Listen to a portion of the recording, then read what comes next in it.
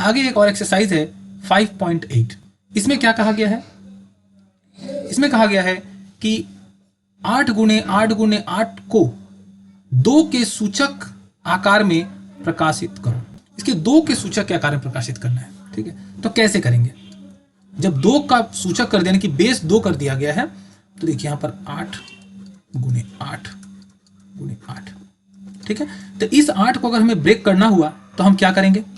हम लिखेंगे 2 गुणे 2 गुणे 2। ठीक है, फिर एक गुना का निशान, फिर इस 8 के लिए भी 2 गुणे 2 गुणे 2। ठीक है, फिर गुना का निशान, फिर इस 8 के लिए भी 2 गुणे 2 गुणे 2। ठीक है, तो इसका क्या करेंगे? हम लिखेंगे 2 क्यूब, फिर इसका 2 क्यूब, फिर इसका 2 क्यूब। ठीक है, देखिए बेस तीनों का बराबर है तो 2 और पावर सबका जोड़ देंगे। ठीक है, तो 3 यहां लिखेंगे, दिखाने के लिए यहां पर लिख सकते हैं 3 प्लस 3 प्लस 3, टोटल हो जाएगा 2 टू द पावर 9। ठीक है, तो ये आंसर हो गया, एक नंबर का आंसर हो गया 2 टू द पावर 9। इसी तरह से अगर यहां पर कहा जा रहा है कि 25 इंटू 25 इंटू 25 इंटू 25 को 5 के सूचक के आकार में प्रकाशित करो, तो देखिए आप लोग का बेस काफी स्ट्रांग हो चुका है, तो हम यहां पर डायरेक्ट अगर लिखें तो भी आपको समझ में आ जाएगा। देखिए 5 को, तो देखिए हम 25 को लिखेंगे 5 का स्क्वायर, डायरेक्ट लिख दे रहे हैं, फिर गुने 5 का स्क्वायर 5 का स्क्वायर 5 का स्क्वायर।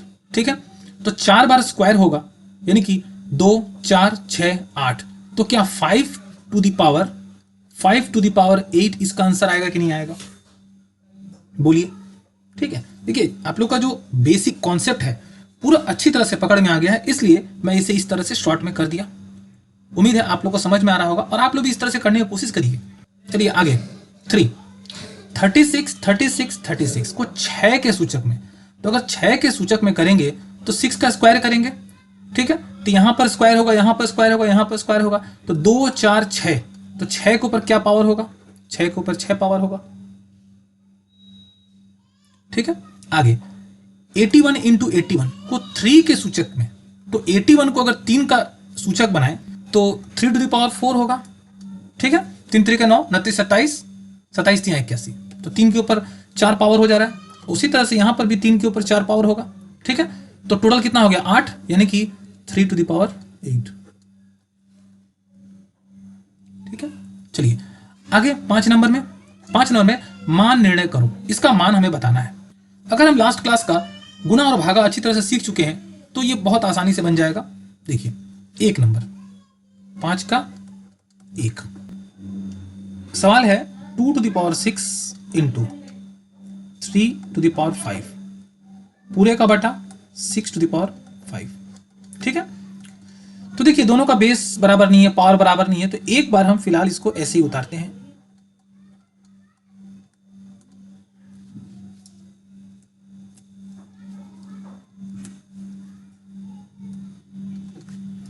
नीचे वाले को क्या करेंगे?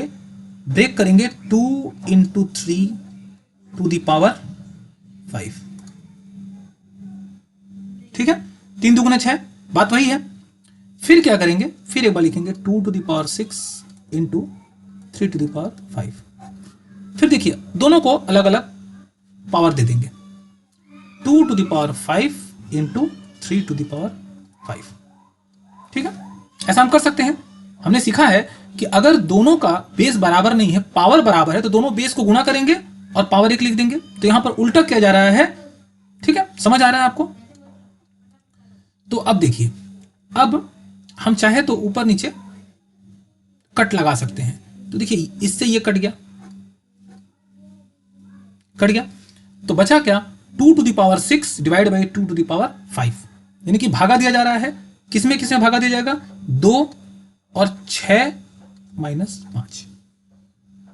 ठीक है, क्योंकि भागा दिया जा रहा है जब, तो दोनों का बेस बराबर है और पावर को हम घटा देंगे, क्योंकि भागा में क्या करते हैं? पावर को घटा देते हैं। तो जब पावर को घटा देंगे तो 2 टू द पावर क्या आएगा? 1, मतलब हो जाएगा 2। इसका वैल्यू कितना आया? 2। इसका आंसर आ गया। तो एक्चुअली यहां पर हम लोग को करना क्या है कि हमें क्या करना है कि जो भी बेस है हम चाहेंगे कि बेस बराबर हो जाए ताकि हम इस तरह से कट लगा पाए। ठीक है, देखिए यहाँ पर नीचे में 6 था बेस, और जब हम इसे 2 इंटू 3 कर दिए तो एक 3 से ये 3 कट गया। तो इस प्रकार के सवाल को बनाने के लिए हमें क्या करना होगा, किसी भी तरह से हम देखेंगे कि कैसे कोई बेस बराबर हो जाए ताकि हम कट करके उसका वैल्यू निकाल पाए। जैसे देखिए दूसरा नंबर जो सवाल है उसमें क्या बोला जा रहा है, उसमें 10 क्यूब और फिर 10 to the power 4 whole divide by 2 to the power 5 into 5 to the power 4। ठीक है, ऐसा दिया हुआ है। तो देखिए नीचे में क्या है, बेस एक 2 का है एक 5 का है, ऊपर में 10 का है। ठीक है, तो अगर हम इसे भी 2 और 5 कर पाए तो कर लेंगे ताकि आगे समझ में आएगा कि फिर क्या करना है। तो देखिए 10 का करेंगे हम 2 का क्यूब इंटू 5 का क्यूब, ऐसे कर सकते हैं। फिर 2 टू द पावर 4 और 5 टू द पावर 4। देखिए इसका पावर 4 था तो इसीलिए हम इन दोनों को 4 4 किए, इसका क्यूब था इसलिए क्यूब किए। ठीक है, नीचे 2 to the power 5 into 5 to the power 4। तो अब देखिए ये 5 to the power 4 5 to the power 4 ये दोनों कट गया। अब कुछ नहीं कट रहा है, तो जो नहीं कट रहा है उसको तो किसी तरह हल करना ही है। तो ऊपर में देख रहे हैं 2 के ऊपर जो पावर है एक है 3 और एक है 2। ठीक है, और नीचे डिवाइड में 2 टू द पावर 5 है। मतलब क्या करेंगे, देखिए अगर हम 2 बेस वाले संख्या को एक साथ कर लें, जैसे कि ये 2 क्यूब है, क्यूब प्लस ये 2 4 है। ठीक है, और नीचे जो होता है उसका क्या होता है, वो भागा करते हैं, मतलब 10/10 अगर आता है तो भागा है, तो भागा में पावर को क्या करते हैं, घटा देते हैं। तो ये हम घटा दिए। ठीक है, अब क्या बचा 5 क्यूब इंटू 5 क्यूब। आगे तो कितना बचेगा, 2 टू द पावर कितना बचेगा, देखो यहाँ पर 4 3 7 में से 5 चला जाएगा तो 2 और फिर 5 क्यूब।